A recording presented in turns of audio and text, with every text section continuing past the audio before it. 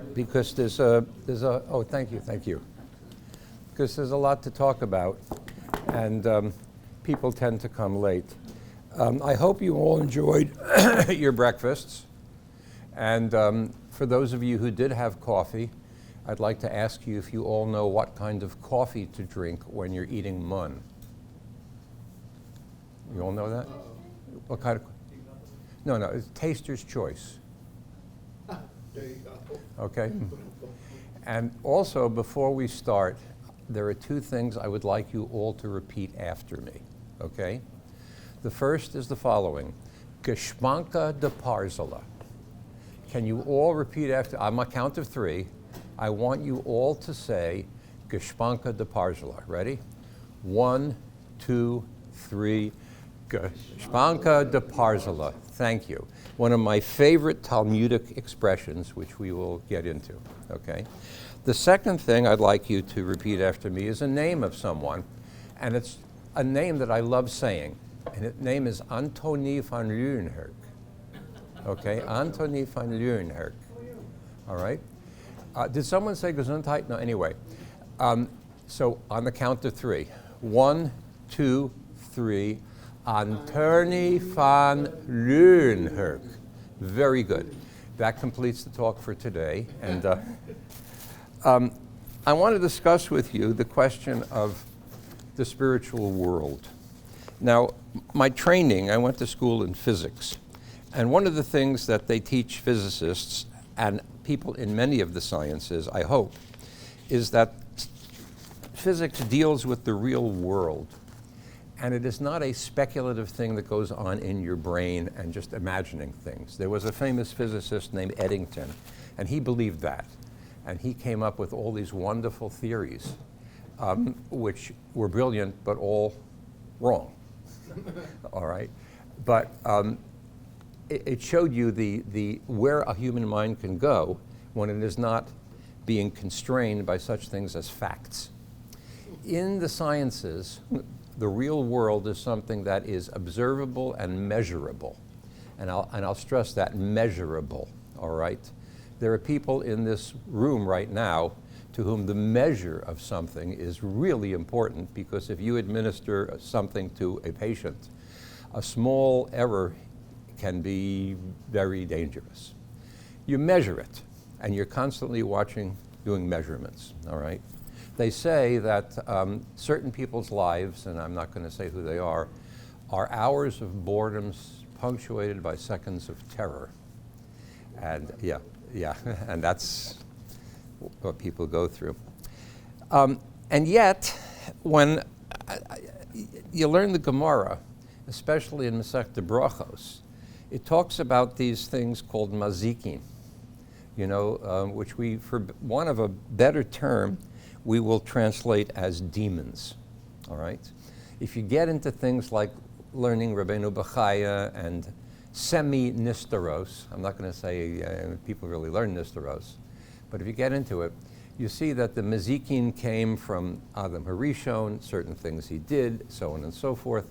What does all that mean, all right? And the answer is, I don't know. But can I, as a person who was trained in physics, in which everything is observable and measurable, can I believe that there are invisible little things that go flitting about that influence our lives?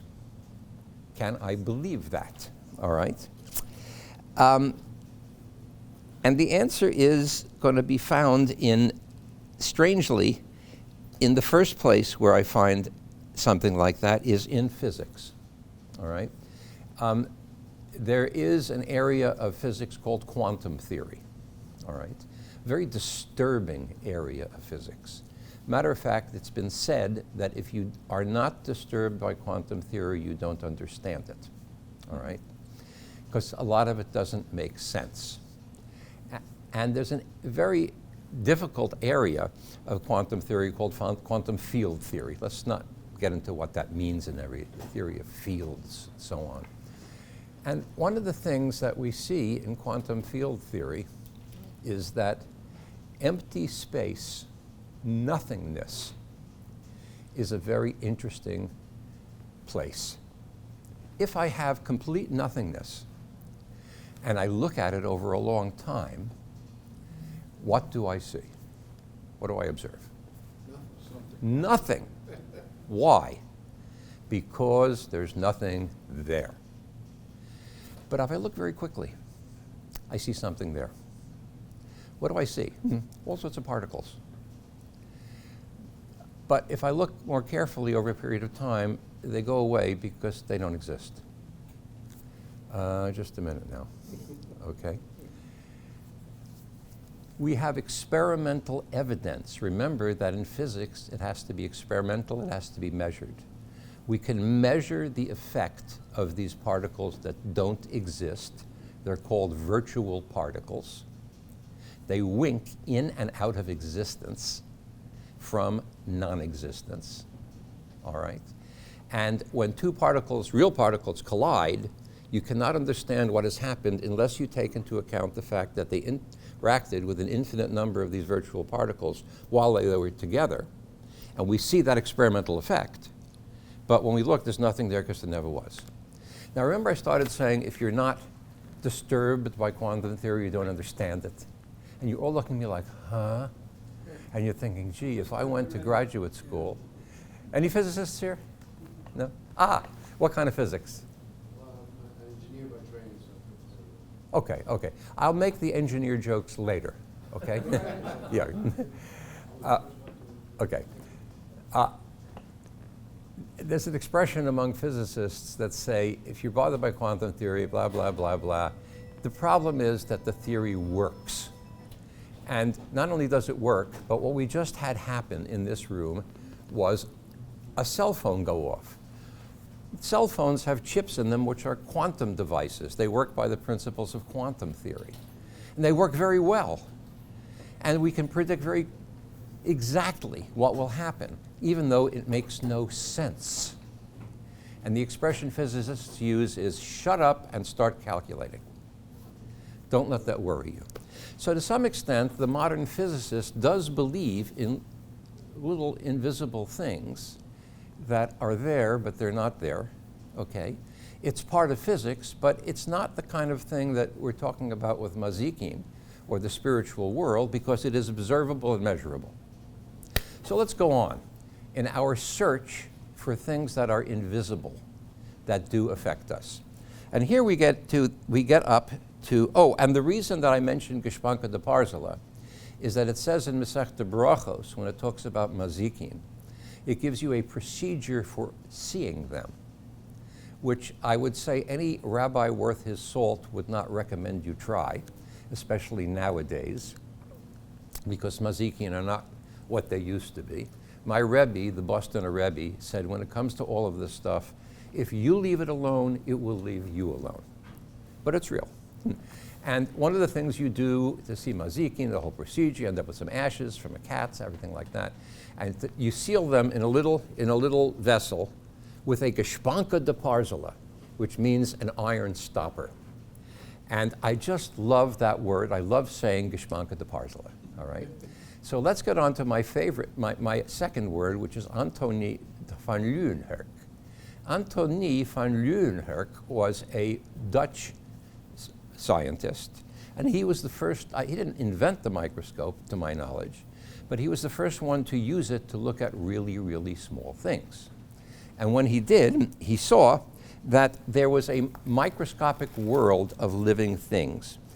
I don't know what he called them. He had a word for them, organelles, olgabili, something like that. It was in Dutch, so you have to excuse me. But he saw that there was microscopic life, microbial life. And we're not surprised by this nowadays, all right? We know that on each square inch of your skin, there are myriads of living things, all right? You know, I went for some knee surgery, and one of the things they had me do was take this stuff that's sterilizing, and not only clean my knee with it, but the whole rest of my body, all right? My feet, what's it got to do with my knee? Well, the stuff is on there, it gets around. I don't know how it gets around, all right? But it does. And Do these little microscopic things, are they visible? Do we see them? No. Do they affect our lives? Well, they certainly do. As a matter of fact, you can go to a store and buy them. It's called yogurt, all right, which is used as what they call a probiotic, right? And probiotics are microorganisms that are good for you. They're so good for you that it's estimated that when a person goes to the bathroom and they defecate, that 50% of the dry weight of what's coming out is actually bacteria, which live in our guts and help us to digest things and so on. And without this bacteria, we don't do so well. It's a reason why when sometimes people take antibiotics and they get, intestinal problems afterwards, because they killed off their buggies. And we have to wait until they get recoloninated. Recoloninated? Is that the term? And with little babies, how long does it take for a baby to get coloninated? Probably about a week or so. A week or so. The newborn babies. And will you see a difference in their excretions when they're coloninated? No, but we do encourage parents to, family members, not to wash their hands when touching newborn babies because they're born sterile.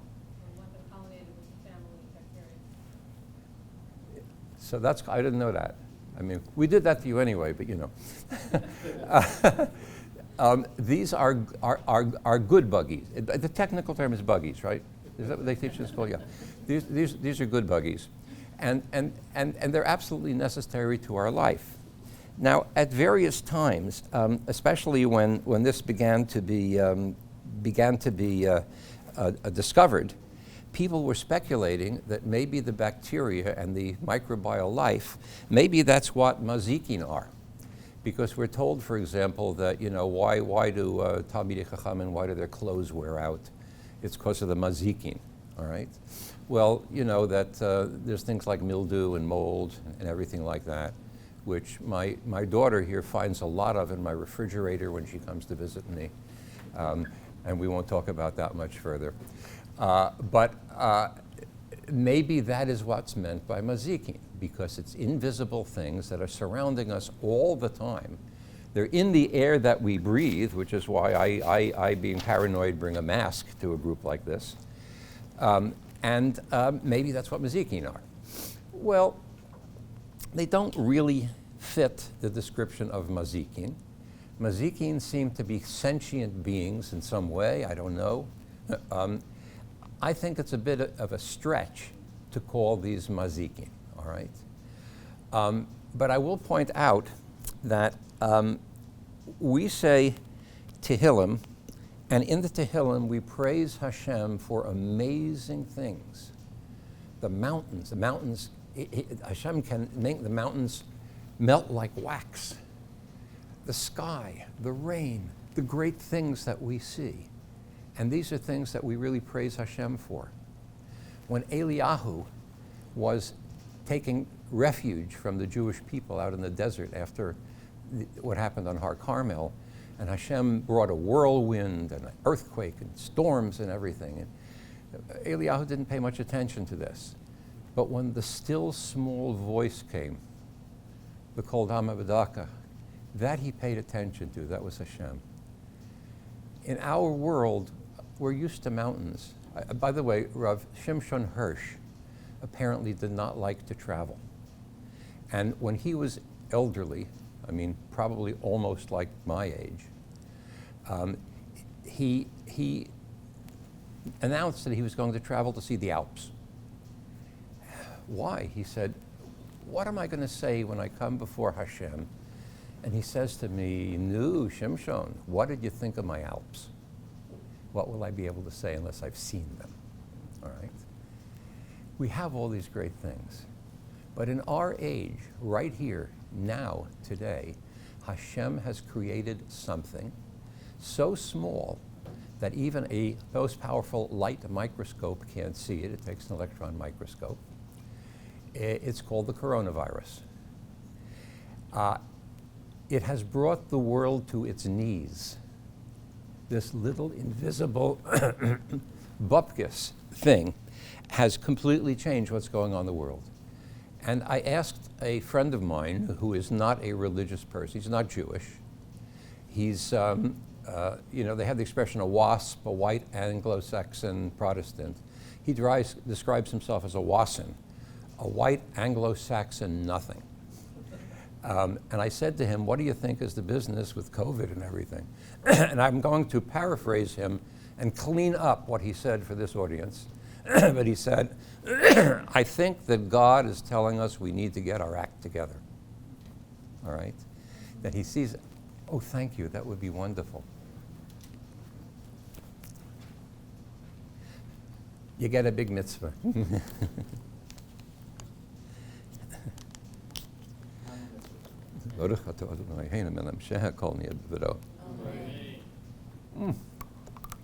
Nice and cold. And that is the truth. This little thing, which another quantum mechanical thing happening here, this little thing that we can't even see. Is this what mazikin are? Doesn't quite fit the picture, does it? So maybe we should go on a little bit. Are there any other things that surround us that we can't see, that may or may not have effect on us, that are with us constantly? And I call them our constant companions, all right? My favorite physicist was Richard Feynman. And he was asked once who he thought was the greatest physicist of all time. And most people would say Isaac Newton, who, by the way, towards the end of his life, quit physics and went into theology. Christian theology, but it's still a step forward. Feynman said no. He thought the greatest physicist of all time was James Clerk Maxwell. Now, you know the name Maxwell as in Maxwell's blank. Maxwell's what? Equations, Maxwell's equations. Maxwell, before the time of Maxwell, we knew there was a magnetic force, and we knew there was an electrical force, like when you rub the balloon on your head and it sticks to the wall. That was electricity, static electricity, and magnetism. They're two different things. Maxwell, through Maxwell's equations, which every physics student and every engineer knows, unified them into something called the electromagnetic force, or the electromagnetic interaction, and showed that they are both different manifestations of the same underlying thing, all right? And now we talk about electromagnetism. And Feynman said that Maxwell was one of the first unifiers in physics, to take different things and show they're the same. When I went to college, you know, and of course, you know, Isaac Newton was my classmate, we learned that there were four forces in nature: the electromagnetic force, the gravitational force, and two others called the strong force and the weak force, which have very short range, so in everyday life most people don't run into these. The strong force, for example, holds the atomic nucleus together. The weak force has to do with radioactivity and things like that. It has become the, dare I say, at a Project Inspire convention, the holy grail of physics, to take those four forces and unite them in the same way that Maxwell united electricity and magnetism and show they're the same thing. The first step happened in the 1960s. People named Glashow, Weinberg, and Salam, two Jews and a Muslim, united the weak force with the electromagnetic force and showed they're really different manifestations of the same thing, which is now called the electroweak force. So physics is down to three forces: the electroweak force, the strong force, and gravity. There are speculational theories. Is that a word, speculational? Speculative. Speculative theories to unite the strong force with the electroweak force. They're called grand unified theories. And they're not, you know, they're all speculative right now. People talk about the Holy Grail being to unite gravitation with the other forces and show they're all the same. And that would produce what they call the TOE, which is the theory of everything. Hasn't been done. But along the way, and by the way, it's just an article of faith among physicists that this will happen, that it all comes from one thing. To the people in this room, that would not be surprising, okay? But why do physicists believe that? They do. Maxwell, in unifying electricity and magnetism and showing they're the same, used his Maxwell's equations, and they predicted that these electromagnetic fields could form waves in space. And there was a man named Heinrich Hertz who actually detected these waves, electromagnetic waves. And it was a real curiosity, and the two of them were convinced that it was a curiosity in physics. It would never have any use or be of any interest to anyone, okay? When he calculated the speed of these waves, it came out to be the speed of light. And then it was realized that light is an electromagnetic wave. Radio waves are also electromagnetic waves. People in the physics or engineering field would use the term RF, right? RF, radio frequency radiation, all right?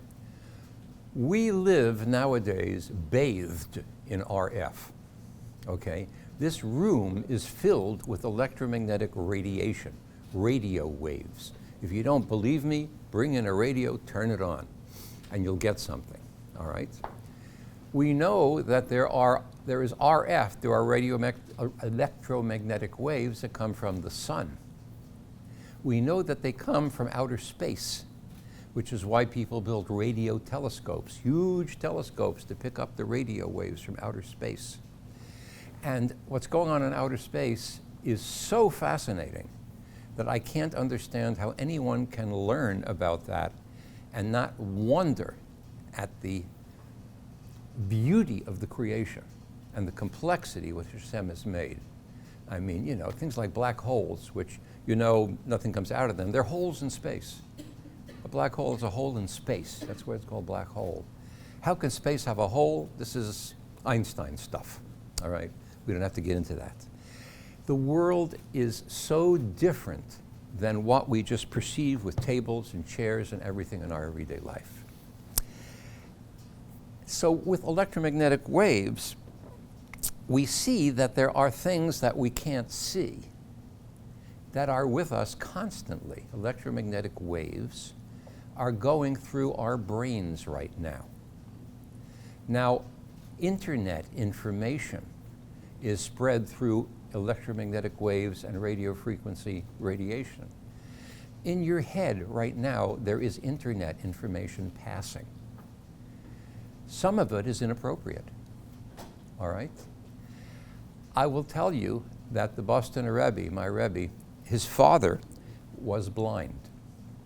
And what they did in Boston, I never knew his father, but he told me this story. What they did in Boston is they had an old church that they converted into a shul, and it had stained glass windows with Christian scenes in them, and they took all of those out. And they took his father to the shul, the new shul. And he had a cane because he was blind, and he was going up a stairway. And there was a window that came down, you know, here's the stairway, and the window came down here. But it went below the stairway. You know, in that crack, there was some of the window left. And as he was going up the stairs, he took his cane and stuck it in that crack, and he said, "What's down here?" And they looked, and some of the stained glass window with the Christian scenes was still, had not been taken away from under that stairwell. How did his father know this? I have no idea. No idea. People talk about things like ESP, blah, blah, blah. It's not, these things are not ESP. To my feeling, based upon a gut feeling from my microbiome, you know, there are people who perceive the world on a deeper level than a whole lot of us do.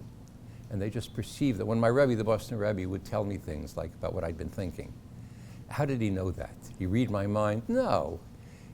The Boston Rebbe actually wrote an article for a magazine about being a Rebbe. And he said, how am I able to say all of these things that help people so much? And he said, I don't know. But what I do is I ask Hashem to teach me what to say. And when I would go to the Rebbe, sometimes, you had this experience, he would say something and he'd look like, and then he asked you, how did it come out, and so on. He was listening to the world. The spiritual world, what is it? I don't know. I don't know all these terms we throw about. But there's a sensitivity to things that I don't have. What about the inappropriate internet material which is going through all of our heads right now? Is it affecting us? I don't know. Are there really sensitive people in the world who are affected by it?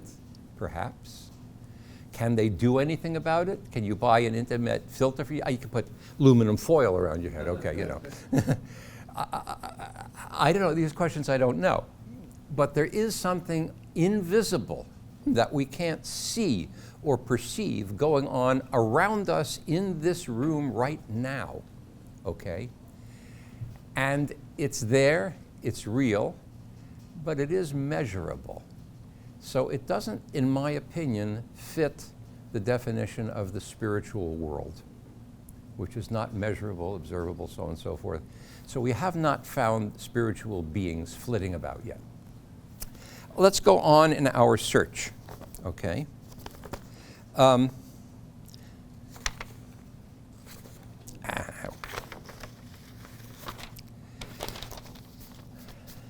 have here a little piece of uranium ore, okay? And I have here a small Geiger counter. Where is it? Geiger counters are devices that help us to measure radiation, all right?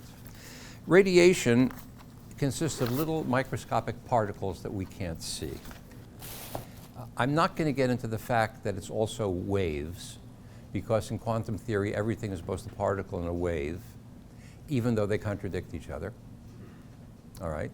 And people say, how can an electron be both a particle and a wave? They're inconsistent. And I sometimes point out that we say, Elu ve'elo divrei Elokim chayim, that we are used to in Torah things that don't seem to fit together. We don't like, no physicist likes the fact that an electron is both a particle and a wave, because you can't have both at the same time, but that's the way it happens to be. We don't get to choose reality. Hashem gives it to us, we have to work with it. So this little Geiger counter will detect little particles when they come in. So if I take my little piece of uranium ore here, and I put it next to my Geiger counter, where is it? I'm getting, all of those things are radioactive particles that are coming out of the uranium atoms. I can't see them. If I put my finger in the middle, it shields them a little bit, but those particles going right through my finger. I can't feel anything, right? Let me take something else which is slightly radioactive and show you that, it can also have an effect, all right? What I have here is it's much more mildly radioactive, so I'm not sure how much of a reading I'll get here. There's a few particles, all right? This is one of the most common radioactive things that we all experience in life. Oh, come on, get the right angle. There we go, okay? Here we're getting some. And what this is, of course, is bananas. The most radioactive food that we eat because of the potassium in it. Potassium has an isotope which is radioactive. And it's also delicious, all right? Brazil nuts have a high degree of reaction. Now, the radiation level in here is low enough that we don't really have to worry about it too much, unless you're like really, really neurotic, which I am, but not in that way because I like bananas. All right? There are these little teeny particles going around, and it was interesting that the laboratory where I worked did a lot of the pioneering work in the space program. And back in the late 1950s, actually 1958, they were involved in launching the first United States satellite. It was called Explorer 1. And before Explorer 1, everyone thought that when you get up above the atmosphere, it's just vacuum up there, all right? And I told people where I worked that my perception of space was vacuum. That's it. And little did I know, it is so much more complicated as to what's going on there. Okay. Have any of you ever been to a place where you could see the aurora, the northern lights? No? Oh, pictures. One of the greatest boondoggles I ever went on in my life. Excuse me? Yeah, Alaska, you could see them. Or for those people who come from the southern hemisphere, like this Hasidic fellow sitting over there, the southern lights. By the way, the northern lights and southern lights are symmetric. What one is doing, the other is doing in the opposite direction at all times. They're caused by radiation from the sun coming in and being guided by the magnetic fields. We were launching a satellite, studied the northern lights, and another guy and I were looking at videos of them. And the head of our branch came in while we were looking at these videos. And as a joke, I said to him, we really need to go up to Alaska and see them in person. You know, this is no good. And he said to us, he says, that's a good idea, because I know Tom Hallinan at the Poker Flats Observatory just outside of Fairbanks, and I can arrange for you to go there. You really should go in a couple of weeks during February when there's no moon and so on. Fill out the travel papers, I'll sign them. And we said, oh, thank you very much. And he left the room, and we looked at each other, and he went, you never saw travel papers filled out so quickly. And they were magnificent. And my first night in Fairbanks, I went to, what does a Jew do when they go to a new town? They go to a supermarket to find food. And I go there, and of course you plug in, you plug in your car, because if you don't plug in your car heater, the engine's gonna freeze. So you plug it in. And I'm crossing the parking lot, and I look up, and the aurora. And I always thought it was, I've seen pictures of it, not moving. I thought it would move slowly. Oh, it's flashing and moving and zipping and everything. And I'm like, and people going about their business, not paying any attention to it. Because, oh, yes, the aurora again. And I said they develop like we do in our life when we see a mountain. We develop an immunity to awe when you see something very often. And that's the way they were, the wonders of this. Well, and by the way, during one of the long nights at the observatory there, which, by the way, when it's 50 degrees below and the bathroom in the observatory is not working and you have to go out and use the bushes, and again, when it's 50 below, it's a serious matter. But anyway, we did blow soap bubbles, and they freeze, and you can pick them up. Very, very cool, literally cool. So this fellow, Tom Hallinan, calls me over to his office in the observatory, and he has a file about this thick. And he wants to talk about his theory of who the Paro was at the time of Yetzias Mitzrayim. And he says a lot of people have it wrong. It was really Merneptah. I don't know, from Merneptah, And he pulls out this file with all of his research over the years about the movements and why was it that at that time they switched the capital to Goshen, and therefore they switched the capital to Goshen. Suddenly they were afraid of the Jews who were living by Goshen. I mean, he had all these theories, and he spent like a couple of hours it was fascinating. And finally, when he closed the file, and he says, the greatest thing about this research is nobody can ever prove whether you're right or wrong. All right? It was his hobby, so it was fascinating. But what is the greatest practical threat facing the United States at this time? All right? Well, I think I'm doing okay time-wise. In 1850, okay, let me go back a little bit. I mentioned that space is not a vacuum. It has electrical fields in it. The aurora is caused by radiation, particles, mainly electrons, but also protons, coming from the sun. And when they hit our atmosphere, they make it glow. And we are protected by a lot of radiation by our atmosphere. Every once in a while, there's what's called a magnetic storm that takes place, a storm in space, usually caused by an eruption of particles from what they used to call a solar flare, and now they call it a coronal mass ejection, coming towards us. In 1851, there was a man named, begins with a C. Carruthers? That's not right. I forget his name. And he observed a solar flare. What? Carrington. Carrington, very good. He observed the Carrington Flare, 1851, which was the first that anyone really observed, and it caused a magnetic storm. At that time, there were not a whole lot of electrical wires in the United States, but there was telegraph, and it created currents in the wires that was so strong that they caused fires, like telegraph stations caught fire because of this.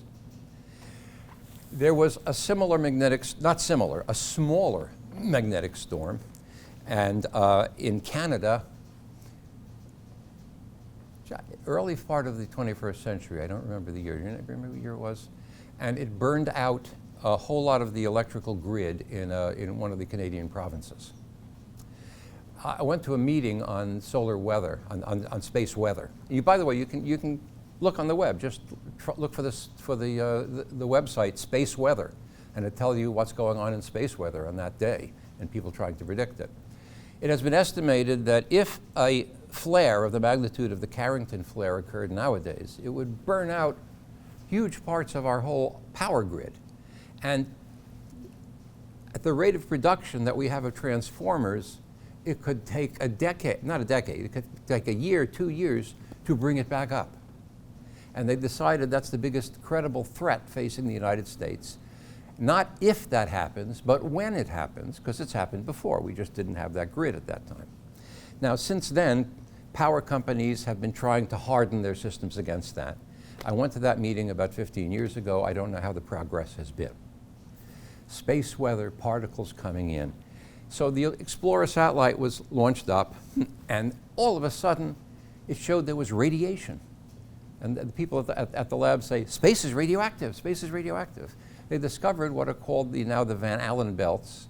Van Allen worked at our lab, and they're belts of radiation around the Earth.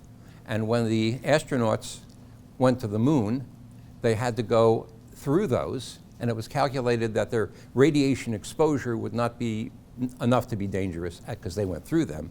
But if they were orbiting in that belt, it would kill them.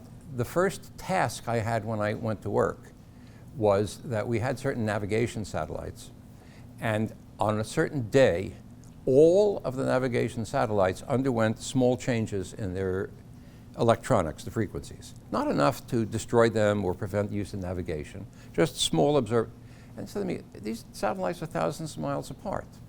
What caused them all to undergo these small excursions on the same day? And they gave me that task. Well, it turned out to be due to a solar flare, all right, that caused some radiation damage in them. Okay. If that solar flare had happened during one of the Apollo missions to the moon, it would have killed the astronauts, all right, because of the radiation.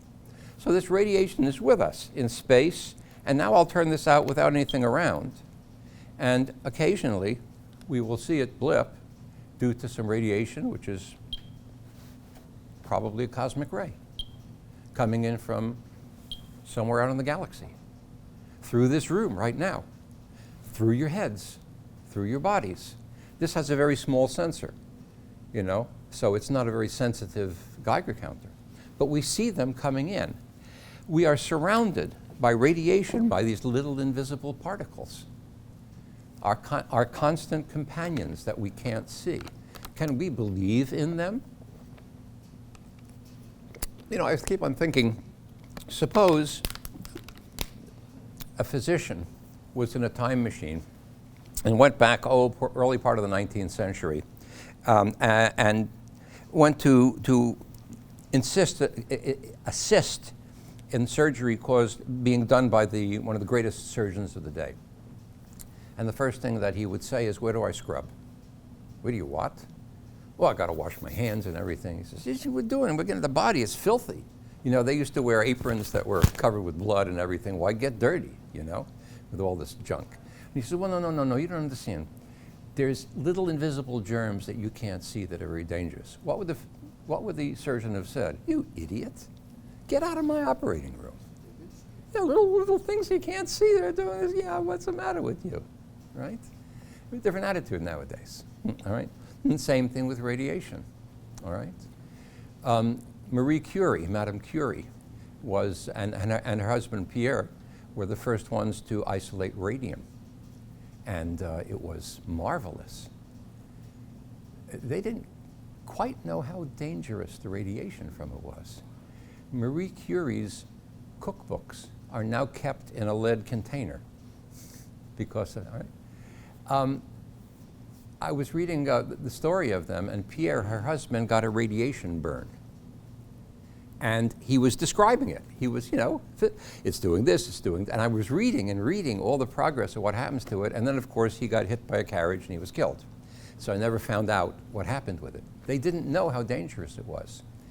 I don't know if anyone in this room is old enough to remember going to a shoe store and putting your feet in the X-ray machine, the fluoroscope. But I loved going to the shoe store when I was a boy, because shoe stores had fluoroscopes, which are X-rays, and I could look in and wiggle my toes and see them, and they would do this so the mother could see if the shoes fit nicely, all right? We don't do that nowadays. I do wonder if anyone, and I've never seen anything about this, has done an epidemiological study on the owners of the shoe stores to see what happened to radiation. We do know that the radium dial watches, that the young women who painted them would use their mouths to straighten the brushes and everything. And the rate of cancer in these women was extremely high, all right? So yeah, we have radiation all around us right now. It comes from our bodies too. I mean, if you ever ate a banana in your life, some of that potassium is still in your body, all right? And it's still irradiating you. What can you do about it? Nothing. It is not true that if you have the banana with sour cream that it shields you from the radiation. Okay, I just want to point that out.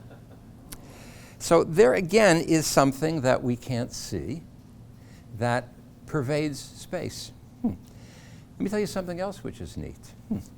We know about particles like protons and electrons and neutrons, right? It was 1932, I think, that Chadwick discovered the neutron, something like that. Really, really cool stuff. Well, Enrico Fermi predicted another kind of particle, which has since been detected, and it's called a neutrino. Not a neutron, but a neutrino. Neutrinos are very, very small. When I was going to school, it was believed they had no mass and that they traveled at the speed of light. We now know that they do have mass, and therefore they can't travel at the speed of light, but they're almost at the speed of light, and they have almost no mass. Their mass is no bigger than 1/1,000,000th of the mass of an electron, but it may indeed be very, very, very much smaller. Okay? Neutrinos. We now know there are three kinds of neutrinos, called electron neutrinos, mu neutrinos, and tau neutrinos. When I was in school, there was only one kind. All right? Why do I say this? Because when they use the word science in the media, and they use this a lot with regard to things like climate change and COVID and all these things, very often they'll capitalize it, because science is the truth, right? And if you go against it, you're going against the truth. Except that it's always changing. And people who read the media, the majority of the people, don't know that science is tentative, all right? Anyone in the medical field knows that. You know, what's going to be in 10 years, all right, and things like that. When I was a kid, anytime I got sick with a fever, the doctor used to come to the house. The doctor would come, give me a shot of penicillin, all right? Whatever it was, you have fever, you get penicillin, that's it. Not quite nowadays, because we learn things about what antibiotics can breed, you know, resistant bug. I mean, it's really complex. Someone told me there was a simulation they used when they were in medical school about that called Bugs and Drugs. Does that thing still exist? It was a learning tool for antibiotics and microbes, bugs and drugs. Anyway, the science changes, all right? When I was in school, the universe was about 12 billion years old. I think now it's 13.5, all right? I don't know what it's going to be next year, all right? and so on. Well, it'll be 13.5 plus a year, you know. But it changes. And a scientist is a person who is constantly evaluating and perhaps changing even dearly held theories, all right? I don't want to get into this, but just to tell you, we know there's a force of gravity unless you read Einstein's 1917 paper of general relativity, where he shows there is no force of gravity, it's an illusion. And it comes about because space and time are curved. Now, if that boggles your mind, as it does mine, I've never been able to see it intuitively. It just comes out of the mathematics. And it's beautiful mathematics, but very complicated. It changes. Our most deeply held theories change. So let's go back to neutrinos. And here's someone calling me. Yeah, it's an 05 Camry. How much for the warranty? Okay, I'll get it. Anyway, people don't realize that you all know that Alexander Bell invented the telephone. The first thing that he said was, "Mr. Watson, come here, I want you." People don't realize that the second thing said of the telephone was, "Would you like to borrow a warranty on your car?" Okay?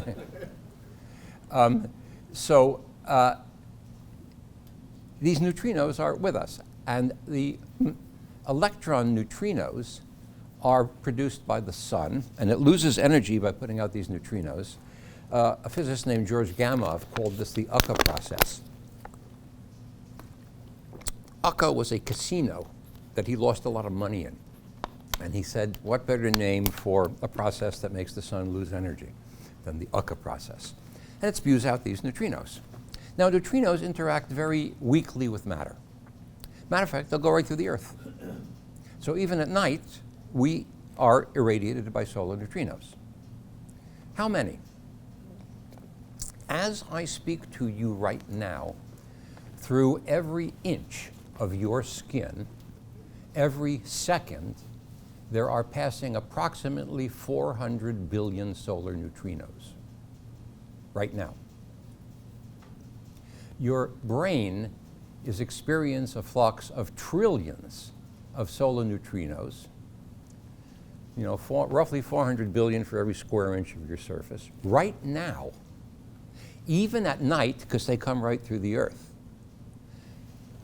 We can measure them because they occasionally interact with matter. They built a solar neutrino detector. They put it deep in a mine, so nothing else but neutrinos could get there. And I don't know, it was like a swimming pool filled with sized tank, filled with some sort of cleaning fluid that occasionally has the atoms interacting. You can see you flash a light or something like that. I don't understand the whole thing. So the solar neutrinos are going through your brain right now. You can't stop them. Nothing you can do. So there is something surrounding us constantly that we can't see, we can't hear, we can't taste, but it's real. Are these mazikin? Well, they're certainly not, as far as we know. But they begin to wear down on our prejudice against things that go flitting about that we can't see or hear or feel. Plastic. Lots of things are plastic. It has been discovered recently, probably within the last 10 years, that at the microscopic level, plastics, as they weather and wear down, produce little teeny, what are called nanoparticles, that are too small to be seen even by a light microscope. Electron microscope, you can see these little teeny nanoparticles of plastic, and they fill this room right now. They went up on the Pyrenees, nice pristine mountain air, and they found, thousands of particles, plastic nanoparticles coming down on every square meter each day. They're in our food, these nanoparticles. We eat them, and they come into our bodies, and they pass the blood-brain barrier. So you have plastic nanoparticles in your brain right now. Very teeny ones. Are they dangerous? We honestly don't know. I don't know what little things do. What happens if it gets into a synapse or to a nerve or something? I don't know. Nobody seems to know. We've never found that there's any danger from it, but it certainly would be wise to try to not make more.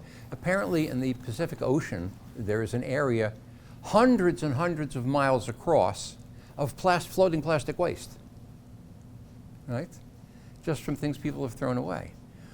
We talk about the environment. Well, yeah, it's really, John Kerry reacted to the invasion of the Ukraine as saying that it is tragic because it will take people's attention away from climate change, and that the fighting will increase the emissions of carbon into the air, okay? We all have our thing, all right?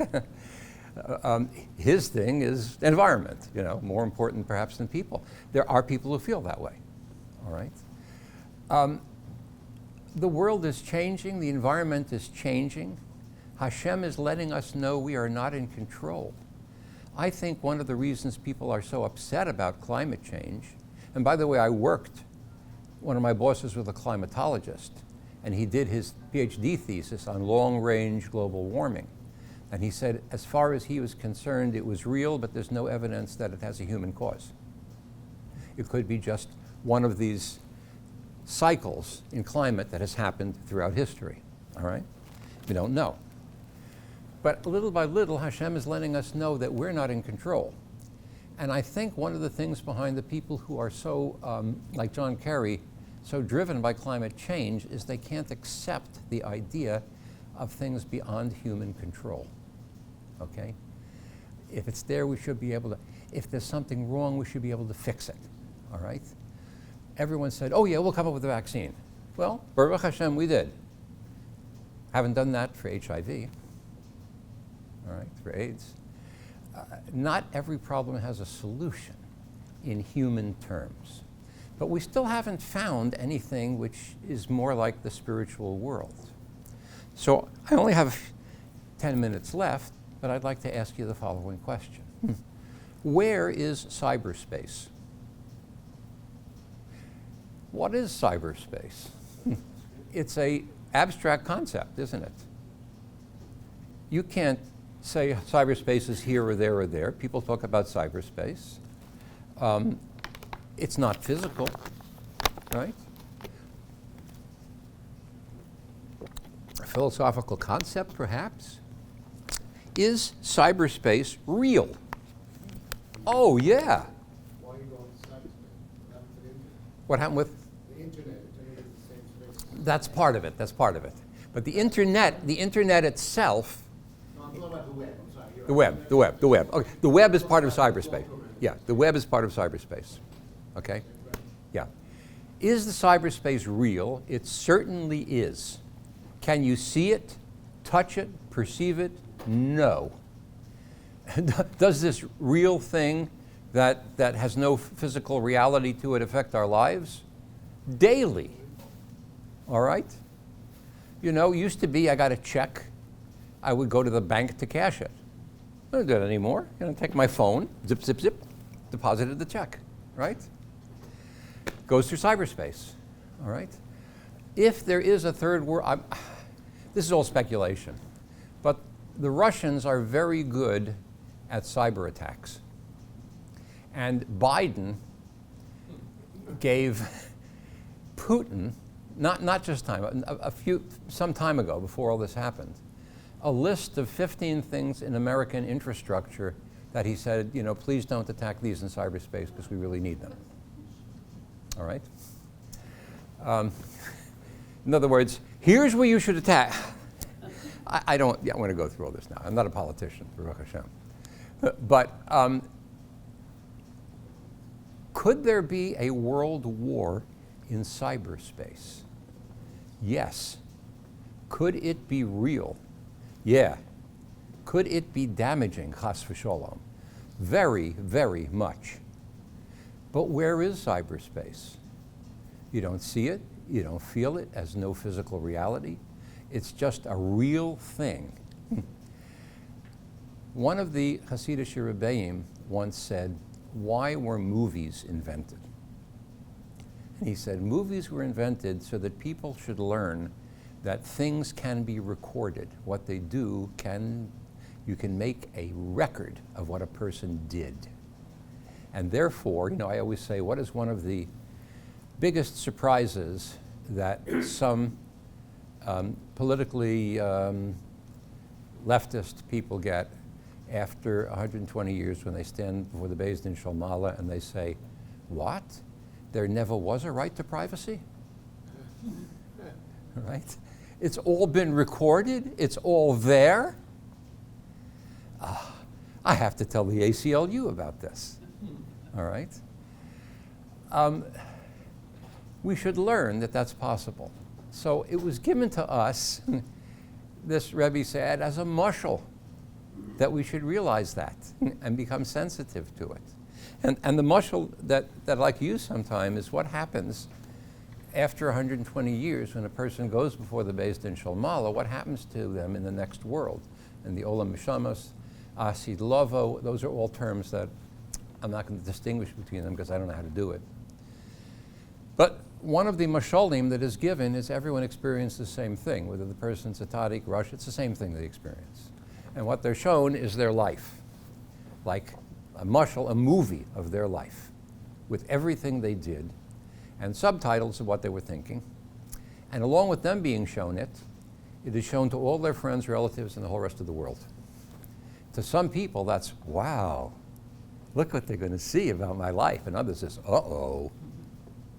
And the pain that they feel, that this is the onesh, all right? There's a mashal, all right? And then the other part of the mashal is they're then shown a second movie.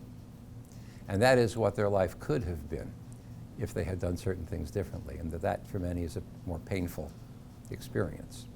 But again, that the movie is like a mashal for, I was speaking once and there was a man in the audience who just turned white as a sheet. And he came up after me and he said, I saw the movie. And I said, what happened? He was in a terrible accident. He was in a coma for a very long time.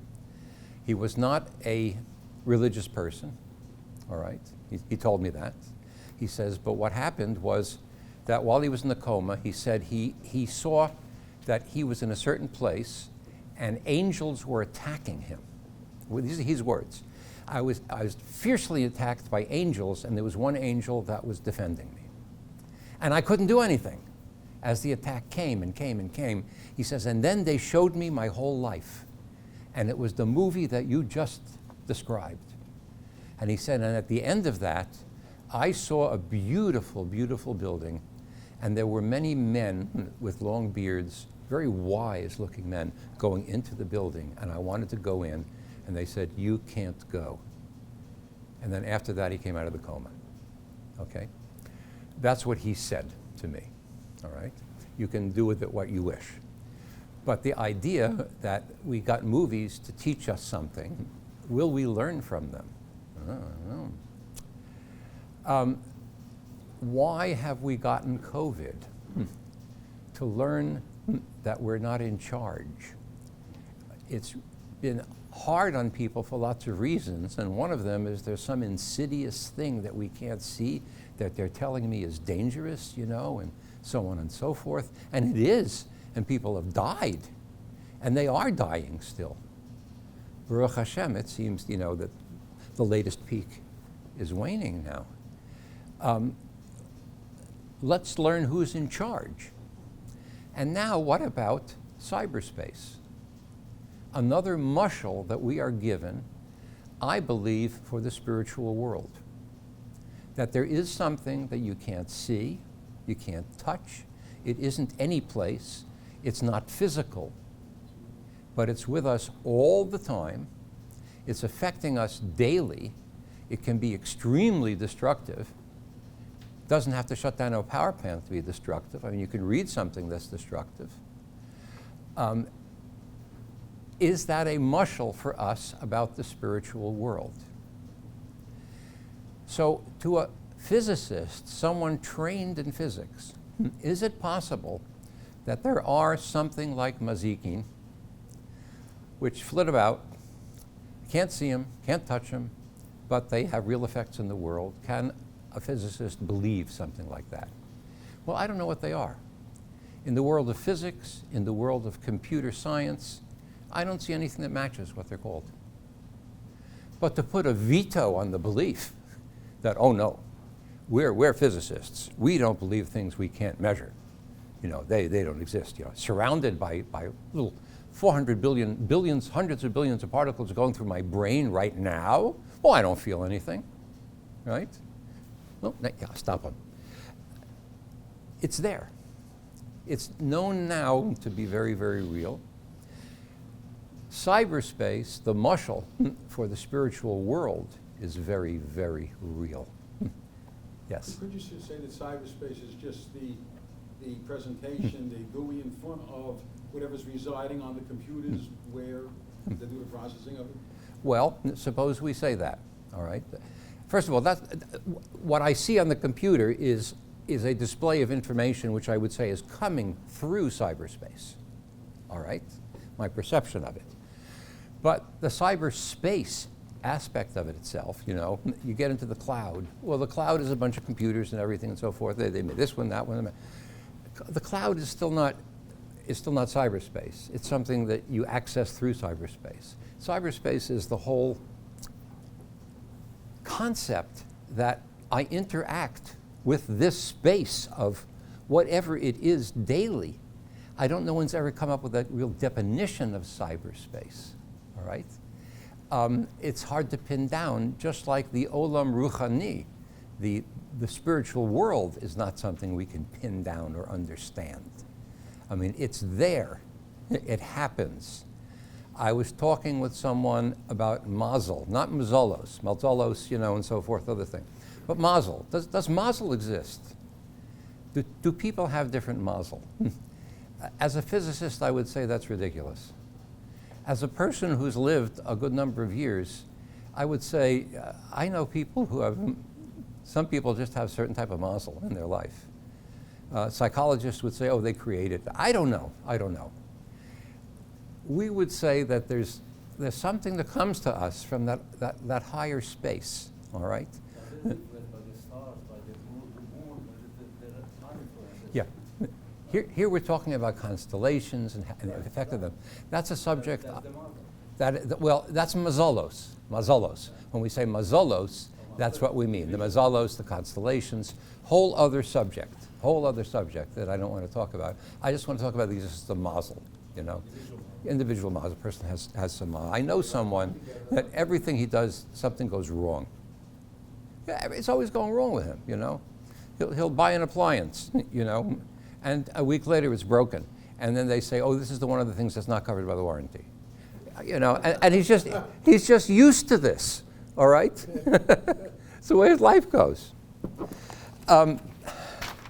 So what about things, the spiritual world? Can a person who's raised to be as a physicist really believe that there is a spiritual world that we can't measure, that we can't touch? And I would say absolutely. Nothing I said is a proof that it exists, all right? But neither is it a proof that it doesn't exist, or neither is it to say that physics excludes this from existing, all right? Proving it exists, so on and so forth, you need to go further to talk to people who are Rabbanim, Mekubalim, so on and so forth, not my field, okay? You want to understand how a pulley with two weights on it moves when you let go of them. That I can do for you. You want me to explain how my life is being constantly affected, as it is right now, by what's happening in the spiritual world. I can't do that except to say to you, it's real. And if there's any questions or whatever, I would be glad to take them. Reactions? Bob. Thank you very much. If anyone would like to take home something that's radio